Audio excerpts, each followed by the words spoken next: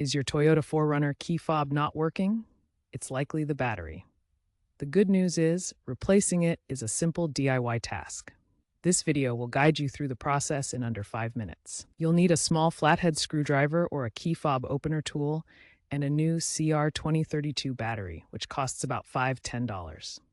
First, locate the seam on the back of your key fob.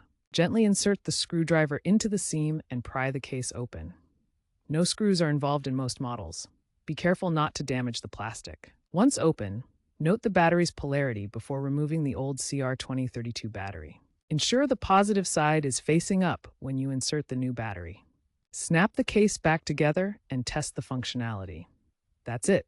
You've successfully replaced your 4Runner's key fob battery. If your key fob still doesn't work after replacing the battery, double-check the battery polarity to ensure it's oriented correctly. Moisture can cause corrosion on the contacts, so inspect them carefully for any damage. Clean the contacts gently if needed to remove any buildup.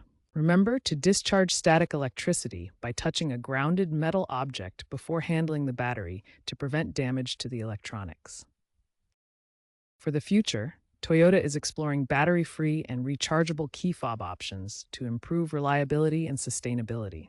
Newer models might feature Bluetooth-based digital keys, eliminating the need for batteries altogether by using smartphone connectivity. Consider switching to rechargeable lithium coin cells for an eco-friendly alternative.